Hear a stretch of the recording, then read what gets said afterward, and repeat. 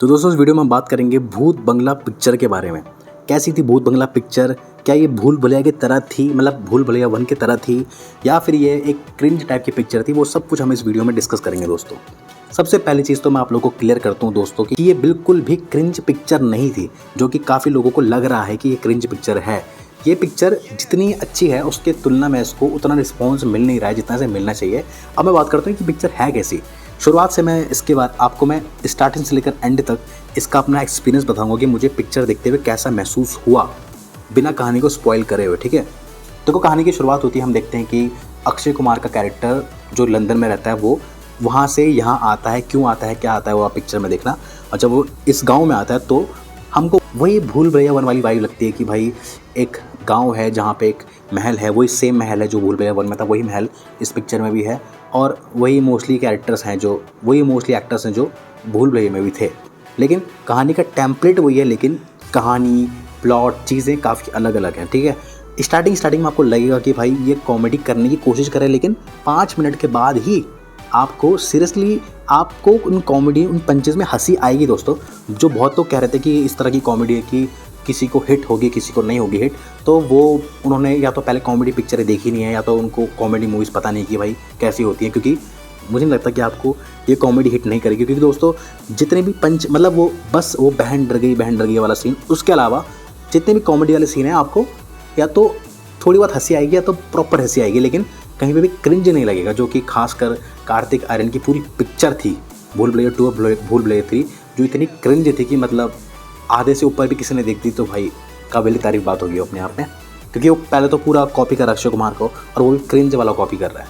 यहाँ पे दिखता है बस हमें कि वही अक्षय कुमार है, वही पूरी टीम है, वही प्रियदर्शन का माहौल है, बस समय थोड़ा आगे बढ़ चुका है। मतलब अक्षय कुमार पहले 30 साल का था उन पिक्चरों में, तो इस पिक्चर में अक्षय कुमार आपका 55-60 के आसपास का है, लेकिन वही एनर्जी है दोस्तों। और कॉमेडी आपको सीरियसली मज़ा आएगा देखने में। आप कहानी के अंदर 5-10 मिनट के अंदर ही घुस जाओगे, और अगर पिक्चर के अंदर घुस गए तो उसका मतलब कहानी इंगेजिंग है इतनी कि आप पिक्चर से बार बार डिस्कनेक्ट नहीं हो रहे। अब बात करते हैं ओवरऑल पिक्चर के बारे में। तो शुरुआत से लेकर इंटरवल तक आपको पिक्चर का जो गांव है, जो कहानी है वहाँ की, जो बहादुर की कहानी है, वो आपको पता चलता है कि भाई क्या स्टोरी है, कैसे है। अक्षय कुमार के कैरेक्टर को बहुत समझते हैं, और कैसे राजपाल यादव, परेश रावल, अशरान जी, सब के सब वहाँ पे उनके कैरेक्टर्स आते हैं कहानी में। वो सब मिलकर कैसे कॉमेडी करते हैं, वो मज़ा आता है देखने में। वो महल भी अपने आप में आपको अच्छा लगता है, उसके अंदर घूमते फिरते आपको वही भूल भुलैया 1 वाली वाइब आती है। ठीक है, उसी तरह से जैसे भूल भुलैया 1 में होता था ना कि जब कॉमेडी सीन्स है तो कॉमेडी सीन्स है, जैसे ही थोड़े हॉरर सीन्स आ रहे हैं तो वो प्रॉपर हॉरर हो रहे हैं, उनमें कॉमेडी नहीं है। मतलब जो होता है जैसे स्त्री में था कि हॉरर कॉमेडी में, कि हॉरर सीन में भी कॉमेडी हो रही है, यहाँ पे हॉरर सीन में कोई कॉमेडी नहीं है। हॉरर सीन में हॉरर ही है और बाकी नॉर्मल सीन में कॉमेडी हो रही है। तो पिक्चर का फर्स्ट हाफ में पूरी कॉमेडी है, ठीक है, लेकिन जो सेकंड हाफ है पिक्चर का, उसमें मैं कहूँ कि एक सीन भी में भी कॉमेडी नहीं है। पूरे सेकंड हाफ प्रॉपर सीरियस है, प्रॉपर जो वो स्टोरी है उसको एक्सप्लोर कर रहा है पूरी तरह से। ठीक है, पिक्चर की जो कहानी है वो आपको देखते हुए लग जाएगा कि भाई हाँ, जैसे उसका कैरेक्टर है जो अपना वामिका गब्बी का कैरेक्टर है, वो प्रेडिक्ट कर लोगे आप लोग कि भाई इसका कैरेक्टर कहानी में ये होगा आगे चलकर, जो कि होता भी है। लेकिन फिर भी कुछ पिक्चरें होती है ना कि हमको पता है भाई कि हमें कहानी पता लग रही है, समझ में आ रहा है क्या होगा, लेकिन उसके बाद भी हमें देखने का मन करता है और देखने में अच्छा लगता है। तो ये उस तरह की पिक्चर है। अगर आपने भूल भुलैया 1 देखी है, जो कि आपने देखी होगी, और अगर आपको भूल भुलैया 1 पसंद थी, तो आपको डेफिनेटली भूत बंगला भी दोस्तों पसंद आएगी। और सबसे बड़ा प्लस पॉइंट ये है कि ये पिक्चर बिल्कुल भी क्रिंज नहीं लगती, जो कि कॉमेडी मूवी में अचीव करना बहुत ही बड़ी बात है। अगर आपने हाल फिलहाल की पिछले 5-10 साल की कॉमेडी मूवीज़ देखी होंगी तो आप लोग समझ सकते हो कि क्रिंज ना लगना कितनी बड़ी बात है।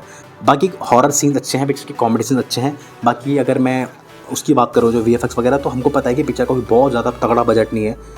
बजट अगर लिमिटेड होगा तो VFX भी काम चलाऊ है पिक्चर का। अगर पिक्चर अच्छी है तो ये सब चीज़ें हम अनदेखा कर सकते हैं। बाकी पिक्चर में टोटल के 2 गाने हैं। एक गाना जो वो रश्मिका और अक्षय कुमार के बीच में, वो ठीक ठाक गाना है, इतना कोई खास इम्पैक्टफुल गाना नहीं है। बाकी पिक्चर में उन्होंने, अगर आप ऊपर से देखोगे तो ये प्रॉपर भूल भुलैया 2 है दोस्तों। क्योंकि जैसा भूल भुलैया 1 में था कि अक्षय कुमार का कैरेक्टर वहाँ आता है, फिर वो उसे उसके बारे में, मंजुलिका के बारे में पता लगता है, फिर वो बाहर जाके चीज़ों के बारे में पता करता है, फिर उसके बाद हमें कहानी फ्लैशबैक में जाती है, फिर वहाँ पे हम अमिचे तो मार वाला गाना देखते हैं, फिर देन हमें फिर स्टोरी क्लाइमैक्स में जाती है, फिर बहुत मतलब है ना, वो तो इंटेंस मूवी थी। ये पिक्चर भी इसी फॉर्मूले को फॉलो करती है कि पहले कॉमेडी होती है, फिर हमें उसके बारे में पता लगता है जो भी वहाँ पे भूत का सीन चल रहा है, एंड देन उसके बाद फिर कहानी फ्लैशबैक में जाती है। फ्लैशबैक में जाके हमको दोबारा से उसी तरह से मंजलिका वाला वही माहौल क्रिएट करने की कोशिश की जाती है, जो कि उतना नहीं हो पाता। वो गाना भी इतना कोई खास नहीं जैसे भूल भुलैया 1 में था, लेकिन फिर भी काम चलाओ गाना है।